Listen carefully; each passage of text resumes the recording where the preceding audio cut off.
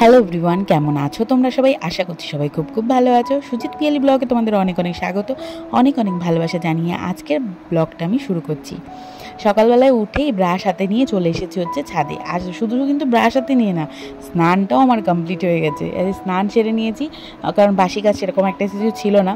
আর তোমাদের দাদাভাই গেছে আখিকে আনতে। আজকে একটু তাড়াতাড়ি ছুটি না, মানে তোমাদের দাদাভাই কিছু কাজ আছে, সেগুলো করে তারপরে একবারে আখিকে নিয়ে বাড়িতে আসবে। আর হয়তো একটু বাজারেও যাবে। আর আমি ভাবলাম যে নিচে যে, আর এই তো বিচ্ছিরি একটা ওয়েদার, মেঘলা মেঘলা দেখতেই পাচ্ছ। এখন বাজে কটা বলো তো? ওই 9টা থেকে 9:30 মতো বাজে। আর এখন আমি ওই যত ভিজে জামা কাপড়গুলো ছিল গতকালকে কেচে দিয়েছি, সেইগুলো এখন বাইরে দিয়ে দিলাম। হালকা একটু হাওয়া আছে, সে তার মধ্যে হয়তো শুকিয়ে যেতে পারে। আবার ভাবছি যদি বৃষ্টি আসে। এখন তো কী বলো তো, আমাদের ছাদে তো আমি এখনও দড়ি টাঙাতে পারিনি, দড়িটা টাঙাবো। কারণ কি না, পিলারগুলো সব কটা ঢালাই দেওয়া হয়ে গেছে, তোমরা দেখলেই। তো পিলারগুলো এখনও কাঠ খোলা হয়নি, দেখতেই পাচ্ছ। কাঠ খোলা হয়নি, কাঠগুলো খোলা হবে পরে, ওখানে পাইপ বসানো হবে, বসিয়ে তারপরে গিয়ে আমি আবার দড়ি টাঙাতে পারবো। এখন চলে আসলাম নিচের ঘরগুলোতে। দেখো, আমাদের কিন্তু ঠাকুর ঘরটা পুরোটা প্লাস্টার হয়ে গেছে, তোমাদেরকে দেখানো হয়নি। আর কি বলো তো, আজকে ভাবলাম কি না, অত সাসপেন্সে রেখে লাভ নেই। যেটুকুনি যা কাজ হয়েছে সেইগুলো তোমাদের সঙ্গে সকালই শেয়ার করে দিই। আসলে মিস্ত্রি দাদারা আসে, তখন আর আমার অতটা আসতে ভালো লাগে না, মানে এসে ভিডিও করতে কেমন একটু লজ্জা লাগে, জানো তো, তাই জন্য আসি না। আর এইদিকে দেখো, আর এদিকে যে টাইলস বসানো হবে ঠাকুর ঘরে কিছু, ওর জন্য একটুখানি আঁকিবুকি করে দিয়েছে। ঠাকুরঘরটা কেমন লাগছে সেটা কিন্তু একদম কমেন্ট করে জানিও, তাহলে কিন্তু আমাদের ভীষণ ভালো লাগবে। আমাদের তো খুব আনন্দ হচ্ছে, সেই আনন্দটা তোমাদেরকে বলে বোঝাতে পারছি না। আর এইটা হচ্ছে পাশের একটা বেডরুম, যেটাও কিনা প্রায় কমপ্লিট, কিছুটা জায়গা বাকি আছে, সেইগুলো দাদারা পরে করবে বলেছে। ওগুলো মানে ছোটো কুচকুচ কাজ, তো ওটা পরে করবে। এই ঘরটাই বা কেমন লাগছে সেটাও কিন্তু কমেন্টে জানিও।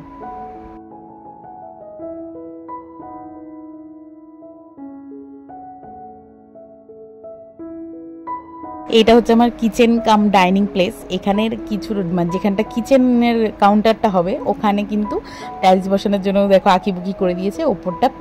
ওপরে যে সিলিংটা সেটা পুরোটা কমপ্লিট হয়ে গেছে। আর সাইডের মানে একটা দুটো দেয়াল বাকি আছে, এই সাইডে দুটো দেয়াল কমপ্লিট হয়ে গেছে। আর আজকে বসবে হচ্ছে ঘরের যে ফ্রেমগুলো, দরজার যে ফ্রেমগুলো আনা হয়েছে সেইগুলো।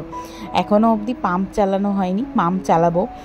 ওপরে গিয়েছিলাম, অ্যাকচুয়ালি মুখটা ভেবেছিলাম ব্রাশ করে ধুয়ে আসবো, সেটা আর হয়নি, কারণ ট্যাঙ্কিতে জল নেই। চলো এখন ঘরে গিয়ে মুখটা ধুই, তোমাদের দাদাভাইয়েরা আবার এক্ষুনি চলে আসবে। আস্তে আস্তেই তোমাদের দাদাভাইরা কিন্তু চলে এসছে। আর আজকে আর কোনো রকম টিফিন আমি বানাচ্ছি না, কারণ কি না, অখুচখাচ খাবার দাবার আছে, সেটা তোমাদেরকে পরে দেখাচ্ছি। আর এসে এখন বুঝতে পারছি না যে কী কাজ করব। আর এদিকে দেখে নিচ্ছি আর কি কী টিফিন আছে, যাতে কিনা আজকে না করতে হয়। টিফিন করতে যে এত বিরক্ত লাগছে আজকাল, কি বলবো। যাই হোক, এই আর কি। তো চলো দেখা যাক কী করি, তোমাদেরকে তো সেটা দেখাবোই। আর এইদিকে আমি এখন বসিয়ে দেবো হচ্ছে চা, কারণ আজকে দুজন মিস্ত্রি দাদা এসেছেন, ওনাদেরকেও চা দেবো, তোমাদের দাদাভাইকেও যেহেতু বাড়ি এসে গেছে চা দেবো। আর ভাবছি আমাদের জন্য একটু একটু করে চা করে নেবো, আজকে চিনি দিয়ে চা করবো। অন্যদিন কি হয়, তোমাদের দাদাভাইয়ের জন্য চিনি ছাড়া চা করি, আজকে আর চিনি ছাড়া করবো না, চিনিটা দিয়েই করবো, কারণ আমাদের অত ভালো লাগে না, জানো তো, চা খাই না, তার মধ্যে আবার চিনি ছাড়া। আর আবার এদিকে তোমাদের দাদাভাই নিয়ে এসছে হচ্ছে আমটা দেখে আমি তো ভাবলাম প্রথমে হচ্ছে এটা হয়তো ফজলি আম, কারণ গত বছর আমরা ওই যেখানে পাইকারি দামে বিক্রি হয় সেখান থেকে নিয়ে এসেছিলাম। এইগুলো এইরকম টাইপেরই আরও বড় ছিল আর কি, ওগুলো ফজলি আম ছিল। কিন্তু তোমাদের দাদাভাই বলছে একদম না, এটা কিন্তু ফজলি আম না, এটা কিন্তু হিমসাগর। কিন্তু এত বড় হয় আমি তো জানতাম না। এটা নিয়ে অনেকক্ষণ হলো তোমাদের দাদাভাইয়ের সঙ্গে, তো আমগুলো দেখে কিন্তু মনটা বেশ ভালো হয়ে গেলো। সকাল ভাবলাম এখনই হয়তো একটা কাটতে বলবে, কিন্তু বললো একদম নয়, ফ্রিজে দুধ এনে রেখে দিয়েছি, রাত্রিবেলায় দুধ, আম আর রুটি হবে। 4টে আম দিয়ে প্রায় 2 কিলো থেকে 2.5 কিলো ওয়েট আমার মনে হয় হয়েছে। সঠিকটা বলতে পারছি না, কারণ তোমাদের দাদাভাইকে এখনও জিজ্ঞেস করিনি। তার আবার আজকে একটু বেশিই মাথা গরম, কারণ তার মাল প্যাকিং আছে, তার কারখানায় প্রচুর কাজ, তো সেসব কাজ এখনও ওঠেনি, সেসব নিয়ে একটু বকবক বেশিই করছে, তাই জন্য জিজ্ঞাসা করবো না এখন। আজকের টিফিনটা কিন্তু একদম দুর্দান্ত ছিল হচ্ছে গতকালকের বাসি রুটি, লিকার চা, তারপরে ছিল হচ্ছে আগের দিনকে চিড়ে ভাজা, আর 2টো বিস্কুট নিয়ে নিয়েছিলাম। তো ওই দিয়ে আজকে টিফিনটা সেরেছি। আর এদিকে এসে দেখো কি কাণ্ড হয়েছে, জামা কাপড়ের দড়িটা ছিঁড়ে পড়েছে। আসলে অনেক দিন হয়ে গেছে, প্রায় 1 বছর মতো হয়ে গেছে দড়িটা টাঙানো হয়েছে। এবার প্রতিদিনই কিছুর একটু ঘষা লাগে ওই জায়গাটাতে, ওই ঘষা লাগতে লাগতে লাগতে লাগতে প্রায় 1 বছর সময় লাগলো ওটাকে কাটতে। যাই হোক কেটে গেছে, এখন ওটাকেই একটু ব্যবস্থা করছি এই আর কি। প্রথমে তো বললামই তোমাদের দাদাভাই আজকে একটু মাথাটা বেশিই গরম হয়ে গেছে, কারণ কি না ওনার কাজের ওখানে একটু সমস্যা ওর জন্য, তাই জন্য ওকে আর বলিনি, আমি কাজটা সেরে দিচ্ছি। কী আর করবো, এইটুখানি প্রথমে ভাবছিলাম হয়তো পারবো না আমি, তাই জন্য তারপরে ভাবলাম না দেখি না চেষ্টা করে যদি হয়। তো দেখলাম চেষ্টা করে না পেরেই গেছি। তো আমার কি বলো তো, যেইটুখানি যা জামা কাপড় ভেজা আছে কিছু তো বাইরে দিয়েছি, আর বাদবাকিটা এখানে শুকিয়ে নেবো, এই জন্যই এত কষ্ট করা।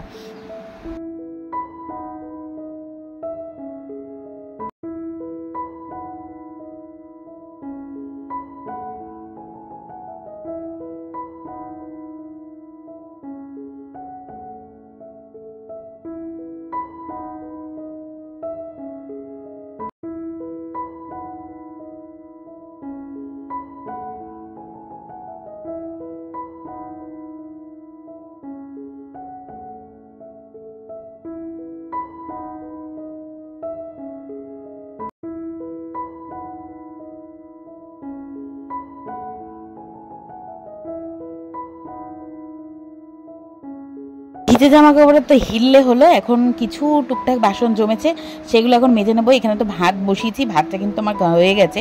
আর বসিয়েছি শাক ভাজা, তোমাদের দাদাভাই নোটে শাক নিয়ে এসেছে, সেইটাই ভাজা বসিয়েছি।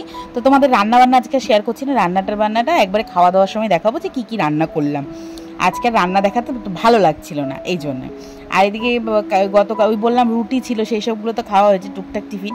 আর ছিল হচ্ছে 2-3টে ওই আর কি প্লেট ছিল, এগুলো এখন একটু ধুয়ে ধায়ে নিই।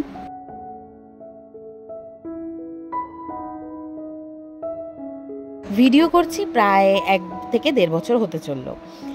কিন্তু দেখো আমি অনেকের ভিডিও দেখি, তারা কিন্তু ভিডিওর জন্য এই রেস্টুরেন্টে ওই রেস্টুরেন্টে নানান দিন নানান জায়গায় যায়, গিয়ে নানান রকম ভিডিও ক্রিয়েট করে। বাট আমার পক্ষে সেটা একদমই হয়ে উঠছে না, কারণ যেহেতু আমার বাড়ির কাজ চলছে, তোমরা সবাই জানো সেটা।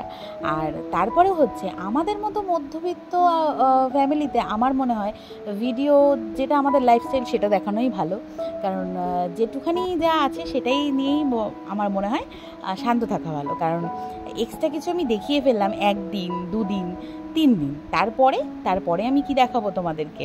ওই জন্য যেইটুখানি আমার যা চলে আমার সারা দিনের আমার লাইফস্টাইল ব্লগ, তো লাইফস্টাইলে যেইটুখানি যা চলে সেইটুখানি তোমাদের সঙ্গে শেয়ার করি। সেটা ভালো হোক বা খারাপ, যখন খারাপ থাকে তখন অবশ্যই ভয়েস ওভারের মাধ্যমে তোমাদের সঙ্গে আমি শেয়ার করার চেষ্টা করি যে আজকের দিনটা আমাদের এরকম গেছে, এরকমভাবে গেছে। কিন্তু এই আর কি, এইভাবেই আমাদের একদম সিম্পল ব্লগটা আমি তোমাদের সঙ্গে শেয়ার করে উঠি। তোমরা জানিও তোমাদের কেমন লাগছে, আশা করি ভবিষ্যতে ভালো লাগবে। আরও এখনও তোমরা একটু পাশে থেকো, তাহলে আরও ভালো ভালো ভিডিও দেওয়ার চেষ্টা করব। হ্যাঁ, কিন্তু অবশ্যই সেটা আমার লাইফস্টাইলের ব্লগ হবে, অন্যরকম লোক দেখানি মতন কিছু আমি করতে কখনোই পছন্দও করি না, আমি করবও না। আর যেহেতু তোমাদের দাদাভাইও এখন একটু মানে প্রেশারে রয়েছে, সে তো আমরা সেইভাবে সুন্দরভাবে আমাদের অনেক কিছু প্ল্যান ছিল জানো তো, যে একটা ভিডিও যখন করব ঠিক সুন্দরভাবে সবাইকে যেন এন্টারটেন করতে পারি এরকমভাবে একটা ভিডিও করব। কিন্তু যথারীতি যাই হোক সেটা এখন এই মুহূর্তে হয়ে উঠছে না। আশা করি তোমাদেরকে সেই ভালো ভালো ভিডিওগুলো দিতে পারবো। এখনও ইচ্ছে আছে, এমন না যে ইচ্ছে ফুরিয়ে গেছে, ইচ্ছেটা অনেকই আছে। তো ঠিক আছে, চলো যখন যেটা হবে সেটা তো তোমাদের সঙ্গে শেয়ার করেই থাকবো। আজকে এই যে আমার আজকের দিনটা চললো সকাল 9টার থেকে, এখন বাজে ওই দুপুর 2টো মতো। আজকে রুটিনটা আমার এই ছিল। তো কেমন লাগলো তোমাদের ভিডিওটা সেটা কিন্তু একদম জানাতে ভুলো না। ভালো লাগলে কিন্তু একটা লাইক করে যেও, সাবস্ক্রাইব করে আমার এই ছোট্ট পরিবারটার পাশে থেকে যেও, এইটুখানি রিকোয়েস্ট। চলো এবারে তোমাদের ঝটপট দেখিয়ে দিই কী কী রান্না করলাম। তোমাদেরকে তো আজকে রান্নাবান্না কিছুই শেয়ার করিনি। এই হচ্ছে নোটে শাকটা ভেজে রেখেছি, পটল ভাজা করেছি, আর কারণ কি না আগের দিনের ডাল রয়ে গেছে ফ্রিজে। তো তোমাদের দাদাভাই আবার ডালটা কোনো রকম ভাজা ছাড়া খেতে পারে না। আর এইটা কী মাছ করেছি বলো তো, সর্ষে বাটা দিয়ে করেছি হচ্ছে ভোলা মাছ। এত ভালো হয়েছিল, খাওয়া হয়ে গেছে তো তাই জন্য তোমাদেরকে বলতে পারছি যে কেমন হয়েছিল। এত টেস্টি হয়েছিল না, তোমাদের বলে বোঝাতে পারবো না। আর অনেক দিন পরে যেহেতু খাওয়া হয়েছে তাই জন্য খুব ভালোও লাগছে। চলো আজকের ভিডিওটা আমি এইটুখানি রাখছি, দেখা হচ্ছে তোমাদের সঙ্গে একটা নতুন ব্লগ নিয়ে।